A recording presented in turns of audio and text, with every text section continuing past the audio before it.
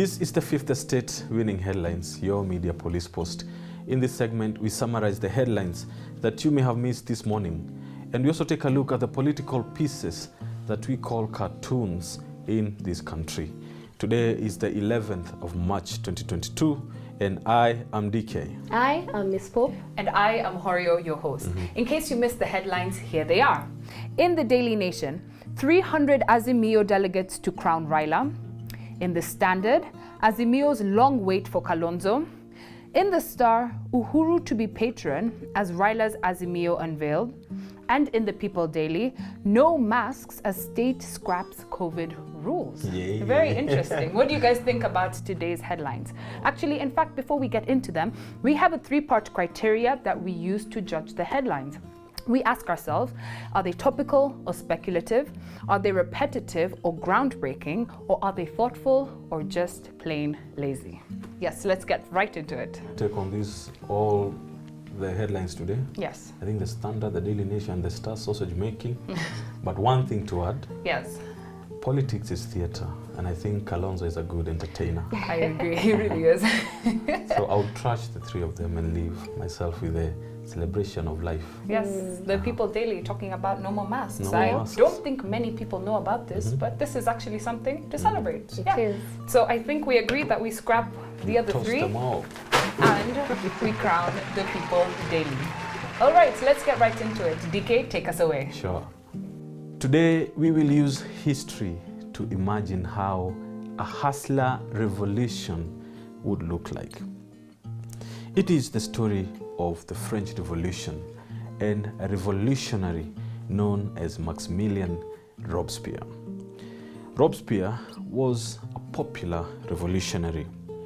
He bastardized the church. He killed French dynasties, executed the king in 1793, installed a new regime, and became the first president of France. However, he was short and a very insecure man. To safeguard his rule, he reigned through terror. Using a group known as the Jacobins Club, Robespierre eliminated all his enemies, including the fathers of the French Revolution and thousands of his supporters. He also introduced a new cult and new traditions for the French. Within 1 year, his ruthlessness made him extremely unpopular. And the people of France, who once believed in him, conspired to overthrow him. This conspiracy was known as the Thermidor reaction. The people arrested him and put him to the guillotine together with his allies. His mistake was in trying to divert the meaning of the French Revolution. This week in London, William Ruto tried to suggest that country is at a decisive point. We will either vote for progression or regression. And on this, we agree with Ruto. Here's why. Like in the French Revolution, for the last 20 years, Kibaki and UHURU have been executing a revolution called Kenyan project.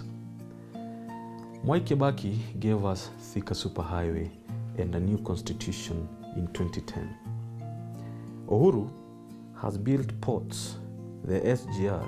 He has built the longest expressway in Africa. He's given us over 5 million title deeds and electrified country.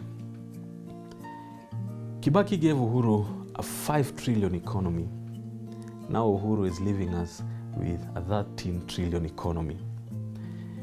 Kibaki introduced motorbikes, and UHURU will leave us with a multi-billion boda industry. In our view, the Kibaki-UHURU revolution has put Kenya at the point of inflection. we can either go up or go down. It all depends on who we choose to be our next president. And to this, we think Ruto is right about the inflection point, but he is wrong about the direction like Robespierre.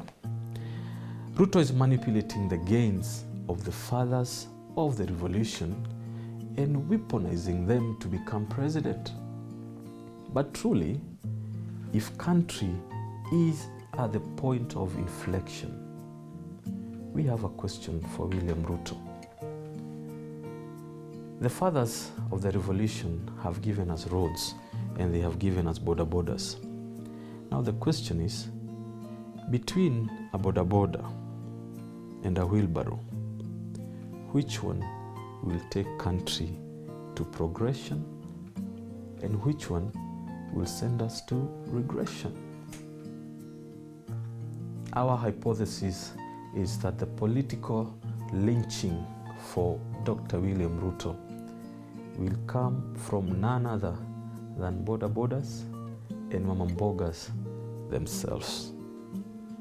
These same people he is depending on to become president will put him on the political guillotine in the August 9th ballot. Today, I would like to give a story to the hustler nation, the mamambogas and the boda boda riders. Boris and Karis were both patients at a mental hospital. One day, they were taking a walk. As they passed the hospital swimming pool, Ghafla bin Vu, Karis threw himself into the deep end and drowned to the bottom. Boris quickly removed and folded his clothes and then jumped in to save Karis. He swam to the bottom and pulled Karis out. When the medical doctor heard about this heroic act, he immediately ordered that Boris should be discharged, as he now considered him mentally stable. When he went to tell Boris the news, he said, "Boris, I have good news and bad news. The good news is that you are being discharged. Since you were able to jump into the swimming pool and save the life of another patient, I think you have regained your senses. The bad news is that Karis, the patient you saved, hung himself with his towel in the bathroom. I am sorry, but he is dead." Boris replied, "He did not hang himself. I put him there to dry." Dear Hustler Nation, and especially mamambogas and boda boda watus, the man from Sugoi is jumping into the presidential race claiming that he wants to save you. He is saying that you are at the bottom of the pool and you are drowning, and that he wants to bottoms you up. He is jumping into the pool with a wheelbarrow, saying that it will help you float. This is insane. He even went to America and to Britain to convince the world that Kenyans back home had misunderstood his insanity. In fact, he spoke so well that he almost convinced the Muzungus to discharge him from the asylum of politics. But as he responded to some questions, he revealed his insanity had evolved, and if he ascends to power, his mastery of economic sabotage will hang the same people he is pretending to save. No sooner had he jetted back into the country than he defended the boda boda criminality by condemning the crackdown by government. He has been inciting them, hence leading them into a class struggle that will cannibalize the same people he is pretending to save. And this is because the masses he is co-opting to make him president do not have class consciousness. They are a chaotic aggregate, and the only thing that can result from this is chaos. His looting of the economy will jeopardize the mamambogas because he is an economic saboteur. he will continue to misdirect the funds that are meant to save the economy for their sake. Nduthi Watus and Mama Mbogas, be cautious not to end up like Karis, hung up to dry by bottoms-up insanity. Take it or leave it. Congratulations, Kalonzo. Your political options have been turned into a game show. 3 doors stand before you, and behind each door is a possibility of what could happen to you come August 9th. Either political oblivion, opposition, or victory. But the catch is, the host leaves you to select a door of your choice. So, Kalonzo, which door do you choose? Here are your options. Door number 1. This is the door of the current opposition represented by UDA. What do the numbers look like? Well, historical data tells us that Ruto's starting point is 3.5 million votes. So, if we add your own 1.5 million Kamba votes, Ruto will make it to a grand total of around 5 million votes. That will not get you to the 50% plus 1, as you will be short of 2.5 million more votes. Door number 2. This is the door to nowhere or political oblivion, and it is represented by Oka. Here, you will run it alone and garner only the 1.5 million Kamba votes. But there is a bright side to this option. This door will also lead to a runoff because your choice will split the vote and no other candidate will manage to get the 50% plus 1. Although this will prolong your time in the game, at that point, your coalition options will have to be very carefully played. You know that an MOU is never worth more than the paper it is written on. Now, door number 3.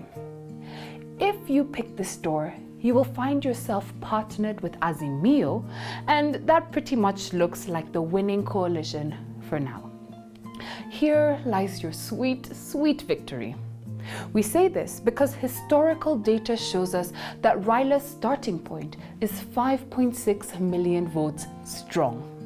If we add your 1.5 Kamba votes, we come up with a grand total of 7.1 million votes. And just like that, you have victory. So, Mr. Kalonzo, this is how the game of chance works.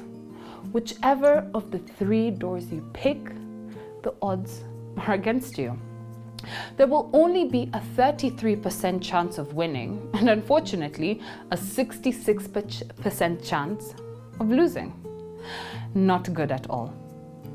We have said it before, and we will say it again. In politics, timing is everything. Your ability to take matters into your own hands now versus leaving things to chance later is a game that will reveal your political prowess. If your gamble is delayed, the inevitable pays off. Then hats off to you. You will have outsmarted those who have already relegated you to political oblivion. But should your gamble fail, then you will never outrun the tag of the wishy-washy wiper or the label of the brilliant red and green watermelon. Mr. Kalonzo, time is of the essence. Indeed, it is. And Kikuyus would say that time is money. It truly is.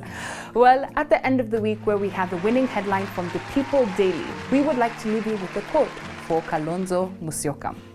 The hottest places in hell are reserved for those who in times of great moral crisis maintain their neutrality. Yes. Thank you for watching the show. We would like to remind you to subscribe to our YouTube channel, where you can also find us on your TV screens on Pang Free to Air, GoTV, and Star Times. Thank you.